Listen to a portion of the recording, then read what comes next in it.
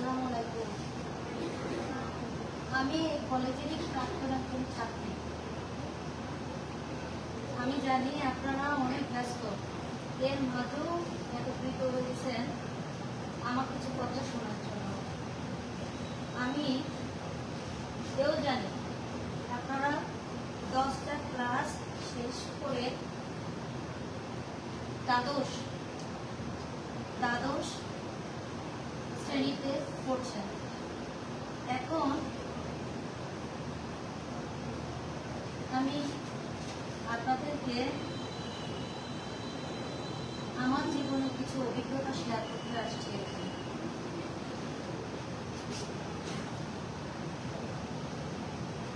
কারণ আমি মনে করছি আপনারা 10টা ক্লাস পার করে এসে অনেকটা অভিজ্ঞতা অলরেডি অর্জন করে ফেলছেন জীবন সম্পর্কে। তাই আমি মনে করছি যে আমার অভিজ্ঞতাগুলো আমি মনে হয় আপনাদের সাথে শেয়ার করলে কোনো কাজে আসবে। আপনারা একদিকে যেমন আমার সন্তান সমতুল্য, আরেকদিকে তেমন বোনের মতো আমারও সন্তান আছে। তো সেই জায়গাটা থেকে, দায়বদ্ধতার জায়গা থেকে আমার নিজ উদ্যোগে আমি এখানে এসেছি। আমি ঢাকায় থাকি, এখানে আমার বাবার বাসা, বেড়াতে আসছি। কিন্তু আমার এই উদ্যোগটা নিয়েছি বিধায় আমি যাওয়ার আগে ভাবলাম আমারই কলেজগুলোয়, যেখানে আমি পড়াশোনা করেছি, স্কুলটা গভর্নমেন্ট গার্লস নোয়াখালী বিশ্ববিদ্যালয় মহিলা কলেজ, এই জায়গাগুলো পড়াশোনা করে আমি নিয়েছি। সেই জন্য আমি এখানে আপনাদের সাথে আমার কথা শেয়ার করতে আসছি।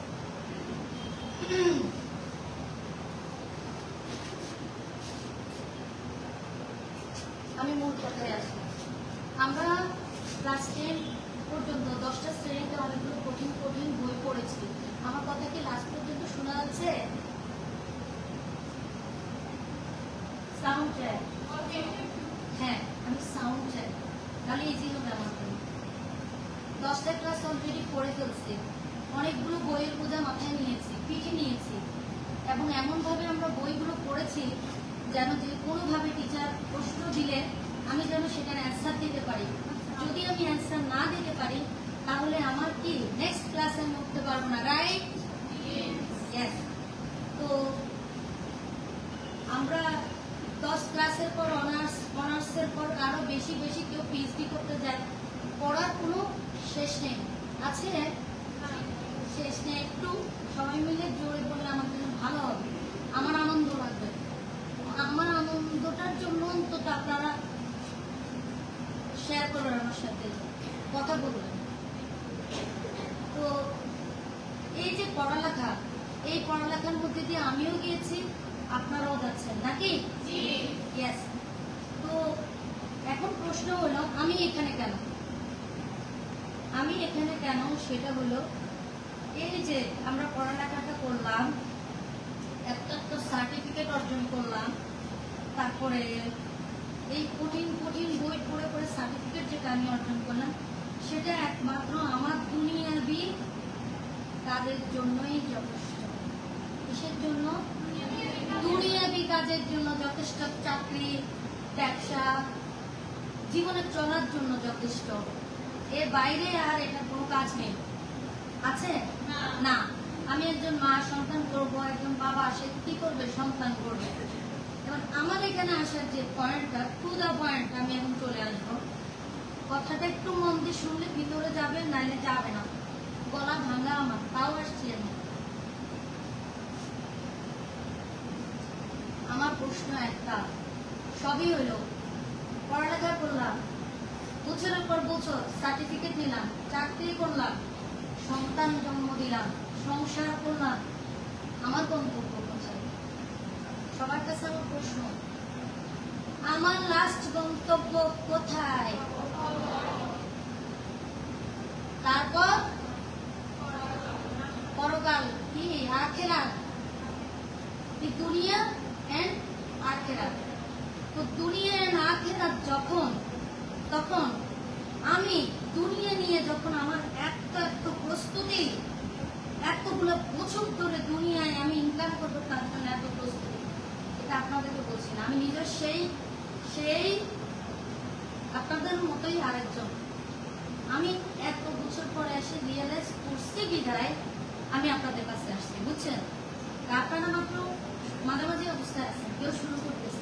আমি চাই না আমার মতো ভুলটা করেন, আমার মতো একটা সময় যাইয়া সন্তান কারিগর একজন মা মানে এই ফলস পজিশনে সে পড়ুক, কিন্তু সে তার জীবনে কোনো ফলস পজিশনে পড়বে না, তার জীবনে সব দরজা উন্মুক্ত থাকবে, সে কোনো বিপদগ্রস্ত হবে না, সে কোনো ডিপ্রেশনের পেশেন্ট হবে না, সে কোনো তার কোনো কিছুতেই কিছু আসবে না, কেউ তাকে দুটো পকা দিল তাতেও তার কিছু আসবে না, সে জীবনের কোনো বড় জায়গা আটকাবে না, সে যা চাইবে সে তা পাবে।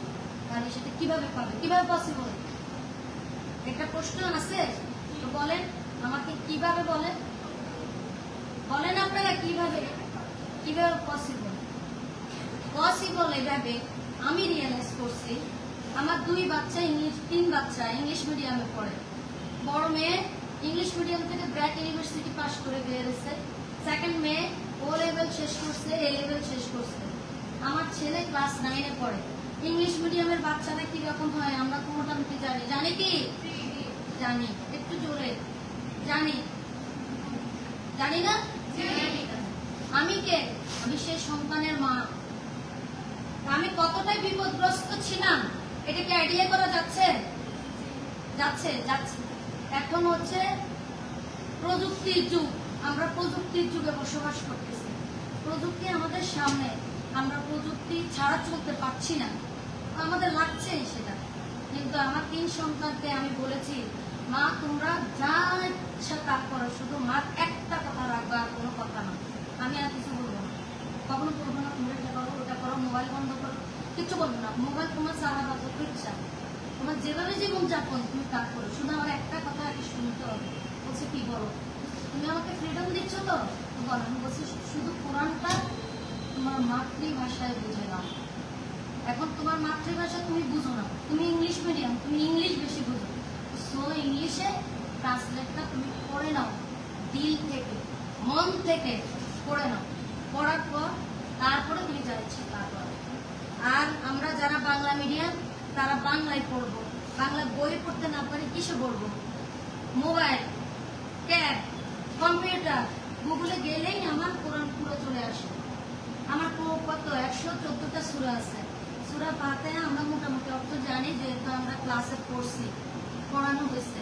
সূরা ইখলাস, সূরা নাস, সূরা ফালাক এগুলো আমরা মোটামুটি জানি, জানি না? জানি না? ইয়েস। তো এখন কথা হলো, ওরা পড়ার পর আমাকে একটা কথা বলছে আমার সন্তান, মা আমরা ইংলিশ মিডিয়ামের উচ্চত সন্তান, কোনদিন বুঝি নাই এখানে এই জিনিস ছিল, এই রাস্তা কেউ দেখায় নেই, তুমিও দেখাও নাই, ড্রাইভার কে নিবে আপনি বলেন? কে নিবে? আমার সন্তানরা বলে কে নিবে? এই ড্রাইভার কে নিবে? আমার সন্তান পড়ার পর জানছে যে তার লাইফ স্টাইল কি হবে, সে কি করতে পারবে, সে অ্যাজ এ মুসলিম কি করতে পারবে না, তার কি কাজ সে জেনে গেছে। আমাকে ননি তার স্টেপ কিভাবে ফেলবে, সে কিভাবে জীবন গোছাবে, সে দিন দুনিয়া এবং আখেরাত দুটেই সফল কাম হবে। যেহেতু আমার চোখ বন্ধ তো শুরু হয়ে গেল কবর। 3টা সওয়াল জবাব বলেন, একটা কি জোরে, দ্বিতীয় আমরা তো সেটা জানি, জানি না? তো কবর শেষ, এরপর হাসর ময়দান, কারবালা। কারবালায় কি শুরু হয়েছে? সূর্য মাথার কাছে, মুগজ গলে কানে দিয়ে বের হবে, তখন শুধু বলবে বিচার হয়ে যাক, হয়ে যাক, হিসাব নিকাশ হয়ে যাক। দুজনে তো এতদিন ধরে দুজনে লেখছে, ভালো লেখছে, উনি লেখছে ভালো, উনি লেখছে খারাপ, ডায়েরি কিন্তু ওখানে চলে গেছে, ওখানে চলে গেছে, জমা হয়ে গেছে, এটা চোখে দেখা যাচ্ছে না। চোখে যেহেতু দেখা যাচ্ছে না, মনেও সেটা আসছে না। আমরা ভেসে ভেসে চলছি, কিভাবে ভেসে চলছি, আমাদের সবকিছু একটা ভাষা, এদিকে আমার দিকে আই কন্টাক্ট আমার দিকে, আমরা ভেসে ভেসে চলছি, রাইট? তো আমরা ভেসে চলব না। আমরা মেধাবী, আমরা তরুণ, আমরা দেশ গড়ব, আমরা সন্তান গড়ব, আমরা আখেরাতও নিব। আমরা যেন এই প্রশ্নে আমার মুখে না পড়ি। আমার মামা মাপঝোপের পর বলবে ভালোর পাল্লা তোমার কম, খারাপের পাল্লা বেশি, তো তুমি বন্ধা ভালোর থেকে খারাপ দিয়ে দাও। ওর খারাপ, তোমার খারাপ আছে না, তুমি গুনাহ করছো না, যার সাথে যা যা করছো ওকে ভালো আমল থেকে দিয়ে দাও, কেটে দাও, সদবাদ হয়ে যাক। দাও দাও, দিতে দিতে আর আছে একটু একটু এতটুকু। এখন আমি এতটুকু নিয়ে তো ডাইরেক্ট জান্নাত যেতে পারবো না। এদিকে জান্নাত, এদিকে জাহান্নাম, আমি যেতে পারবো না। আমাকে বলবে শাস্তি ভোগ করে আসো। তারপর তোমার যতটুকু ওই সময় এই পুরা তোমাকে আমি উঠে আনবো। জাহান্নামের আগুন কিসের? জাহান্নামের আগুন লেলিয়ান শিখে এতটাই কঠিন যে একটা মোমে আমরা আঙুল রাখতে পারি না, একটা গ্যাসের চুলে হাত খুললে সহ্য করতে পারি না। তাহলে আমরা কি ভেসে নেই? আমরা ভেসে ভেসে চিন্তা করছি না? করছি কিনা? আমি জোরে শুনছি না, তার মানে করছি না। ভেসে ভেসে চিন্তা করছি তো। আমরা আসলে ডিপলি কেউ চিন্তা করছি না। ডিপলি যদি আমরা চিন্তা করতাম তাহলে আমি ভাবতাম যে আসলে আমার কি করণীয়। এত বই পড়ছি, এত, আমি তো বঙ্কিম শেষ করছি, রবীন্দ্রনাথ শেষ করছি, হুমায়ুন শেষ করছি, শরৎচন্দ্র শেষ করছি, পাঠ্য বইও শেষ করছি। স্মার্ট লেডি আমি, অনেক স্মার্ট একজন লেডি আমি। আসলে কি আমি স্মার্ট? আমি এখন ব্যবসা করছি, কিসের? মোবাইলের ব্যবসা। তাহলে আমার এখানে আসার প্রয়োজনটা কি? টিচার প্রয়োজন আছে? প্রয়োজন তো আমার এখানে আসার দরকার নাই, বলার দরকার নাই। আমার উপলব্ধি করা যায়, আমার টাকা আছে, পয়সা আছে, সব আছে, জৌলস আছে, গাড়ি আছে, বাড়ি আছে। আমি এনে টেবিলের উপরে এসে আপনাদের কিলা কথা, আপনাদের সাথে আমার কথা বলার দরকার আছে? শুধুমাত্র সন্তান, এরা আমার সন্তান, আমি ভালোবাসি। আমি ভাবতেছি বাংলাদেশের সব বাচ্চারা আমার সন্তান। ওই 3 বাচ্চা আমার ঘরে যেমন, এরাও আমার তেমন। ঠিক সেই জায়গা থেকে আমি এখানে আসি। তাহলে আমরা এখন কোরআন বুঝে পড়বো। তার মানে এখন আমাদের মেন পয়েন্ট 1 নাম্বার, আমাকে আল্লাহ বলবে আসলে দিন যে তাই ঠিক আছে তোমার নাই, তবে একটা সুযোগ দিব তোমাকে। সুযোগ পেয়েছো, তুমি বলো আমাকে, তুমি আমার কোরআন পড়ছো? তাইলে কি বলবে? তুমি বলবো আমার তো কবরে চলে আসছি। হ্যাঁ পড়ছি আমি। তো তুমি আমাকে বলো আমার কোরআনে তুমি কি পড়ছো, আমি কি বলেছিলাম?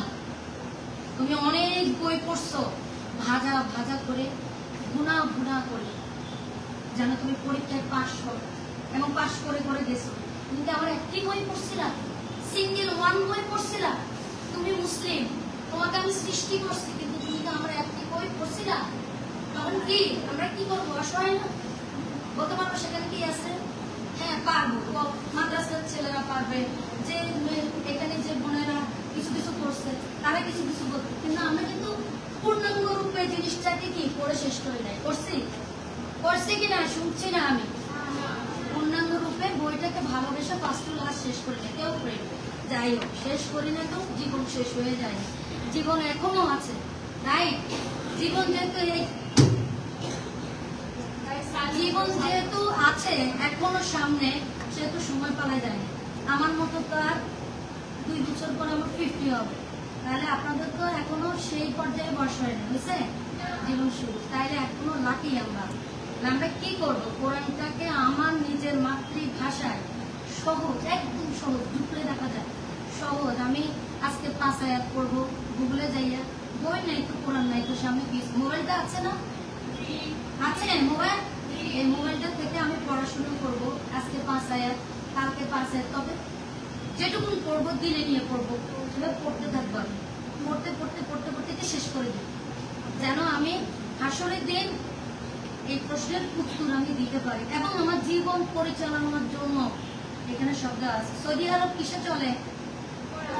কোরআন আইনে চলে। তাহলে কিভাবে সম্ভব?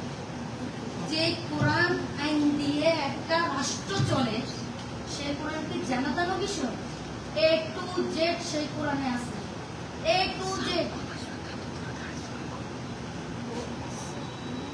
অন্য ধর্মের যারা আছে আমি বলবো তারা তাদের ভাষা, তাদের যেটা গীতা, তারা সেটা করবে। আমি আমারটা বলছি, আমারটা এটা পড়ে নিতে হবে ভালো করে। আমরা কি সেটা করবো? ইনশাআল্লাহ করতে হবে। ইনশাআল্লাহ আমরা সেটা করব। এখন আমাদের কাছে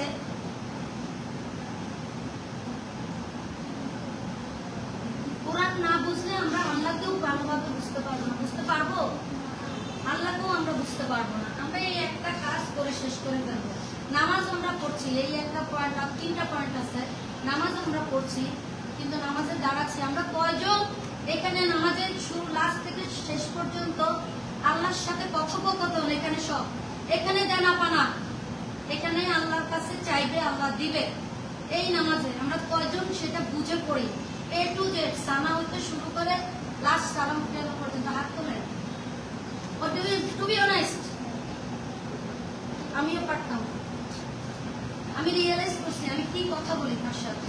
এখানে তো সংলাপ বিনিময় হচ্ছে, আমি 5 ওয়াক্ত নামাজে কথা বলছি, রাইট? এই কথাগুলো আমি বুঝতেছি। জাস্ট একটা আমি গুরুদের ইয়েটা আপনাদেরকে বলি, গুরুদেরটা বলি শুরু। আত্মাইয়াতু, আত্মাইয়াতু কি বলা হয়? আত্মাইয়াতু কোথা থেকে আসছে আপনারা জানেন?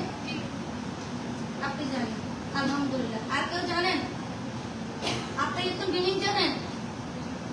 না বলতে হবে, জোরে না।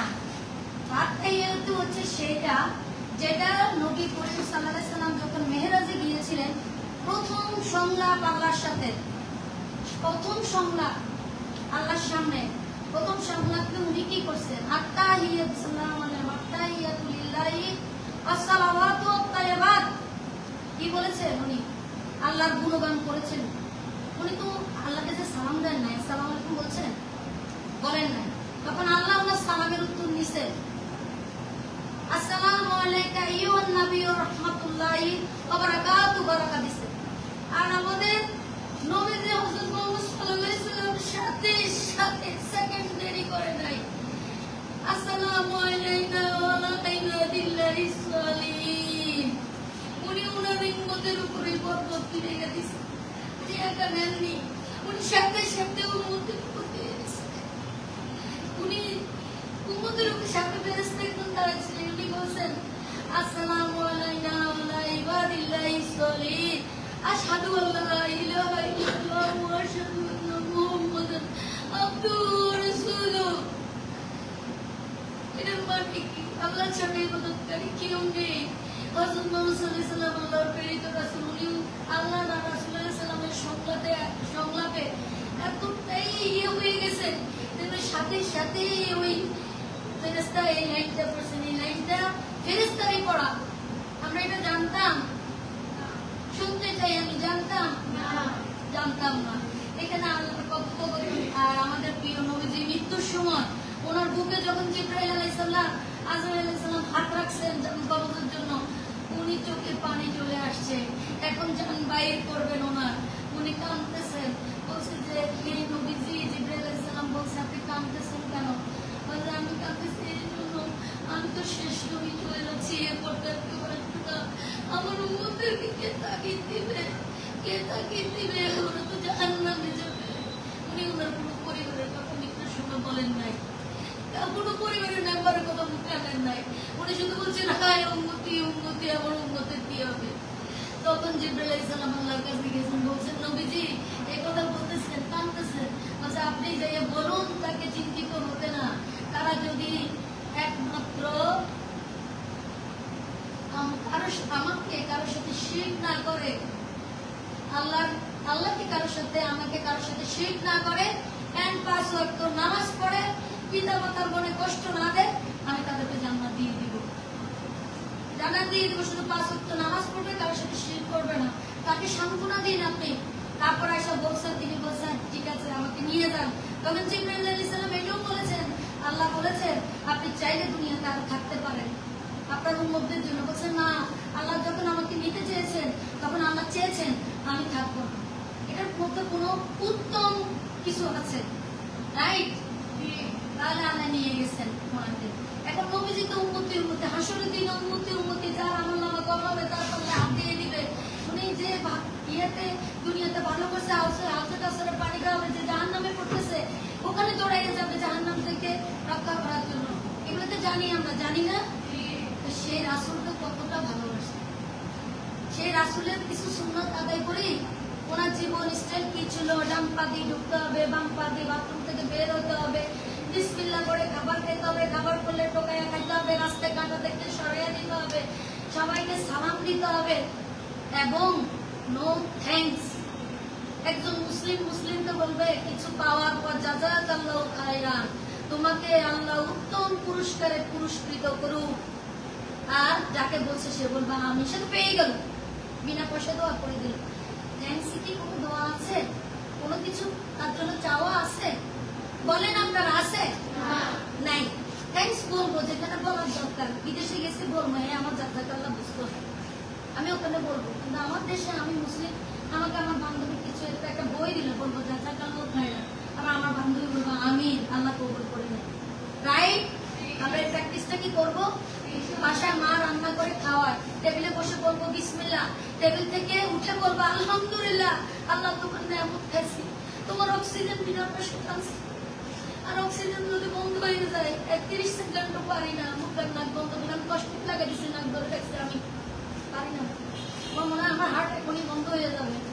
তো সেই হার্ট দিয়ে বিনা পয়সা অক্সিজেন টানতেছি, সেই অক্সিজেনটা আমরা টানতেছি, এটার জন্য তো শুকর আলহামদুলিল্লাহ বলা উচিত, এটার জন্য তো আল্লাহর কাছে সেজদা দেওয়া উচিত, উচিত না? উচিত। এখন লাস্ট কথা যে আমরা টেবিলে বসবো, বিসমিল্লাহ, উঠবো, আলহামদুলিল্লাহ, মাকে বলবো কি জাযাকাল্লাহ। খাওয়ার পর আমার মা আমাকে রেঁধে খাওয়াচ্ছে, আমি মাকে বলবো জাযাকাল্লাহ। আল্লাহ তিনজনকে জান্নাত দিবেন না ডাইরেক্টলি।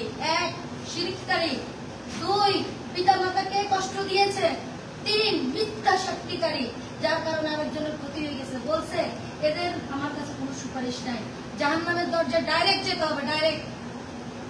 আর অন্যদের হিসাব নিকাশ হবে, আমি মাফ করে দেবো। আমার প্রিয় বান্দা, এদেরকে আমি বানাইছি। আমরা বলি না এ কালা, এ সুন্দর, এদিকে থাকতো, একে পাট্টি, একে লম্বা, দেখতে কেমন লাগে, বলি না আমরা? এ বলার রাইট আমার আছে?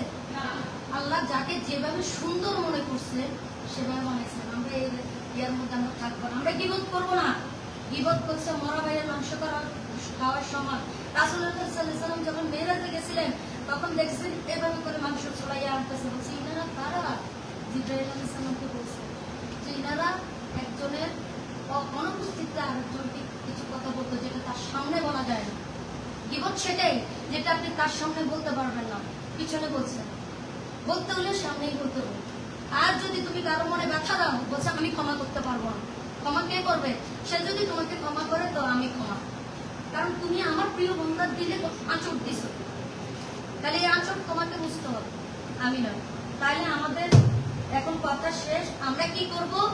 বাংলায় সুন্দর করে বুঝে কোরআনটা পড়ে নিব, আল্লাহকে বুঝে নিব তো।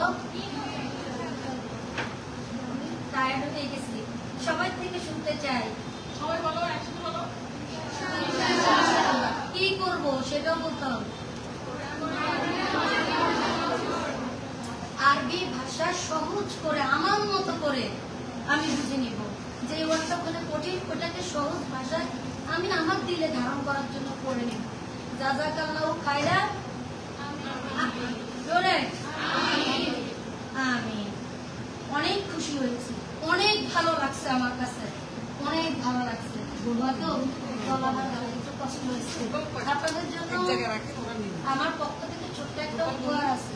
আমার একটা পেজ আছে, তা শূন্য হয়ে আপনাদের জন্য। সেখানে আমরা যা পড়ি সেই জিনিসগুলো কোরআনের সব ওখানে আছে। আপনারা ওখানে থাকবে, যার যেটা মন চায় কমেন্টসে লিখবেন, আমি দেখবো। আমি আমার সাথে কানেক্ট হয়ে যাচ্ছেন, আমি দেখবো। মনের কথা শুনবো। আমার বাড়ি এখানে, আমি আবারও আসতে পারি। কি আসবো না? মহিলা কলেজের 3 বাড়ি পরে আমার বাড়ি, আমি প্রতিবেশী, আমার আশা হবে। তো আপনারা সেটা ইনশাআল্লাহ যে উদ্দেশ্য আসছে সেই উদ্দেশ্য হবে তো। জোরে আলহামদুলিল্লাহ। তোমরা করা লাগবে না, আমার হাতে দাও, আমি ভালোবাসা দিয়ে দিই।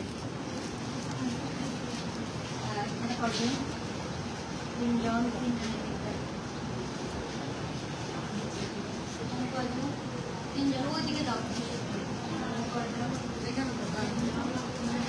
আপনাকে বলতে হবে।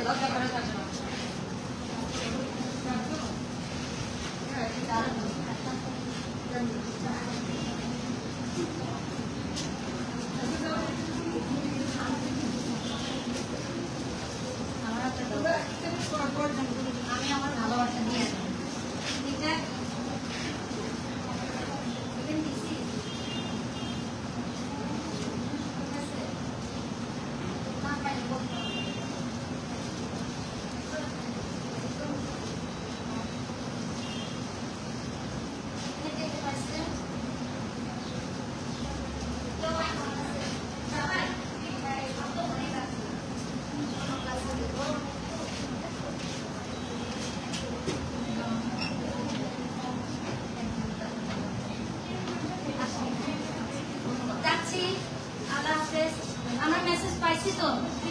আমি আবার বলে যাই কি, জাযাকাল্লাহু খাইর, বিসমিল্লাহ, তারপরে কি খেয়ে উঠে আলহামদুলিল্লাহ, মাকে বলবো কি জাযাকাল্লাহু খাইরান।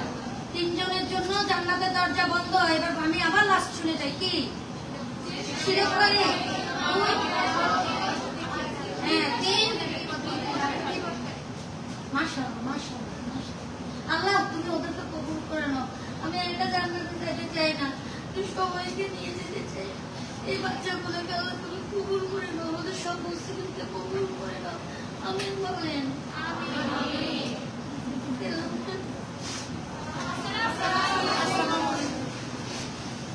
ম্যাডাম আসি। আসসালামু আলাইকুম। ম্যাডাম আসসালামু আলাইকুম। ধন্যবাদ আপনাকে।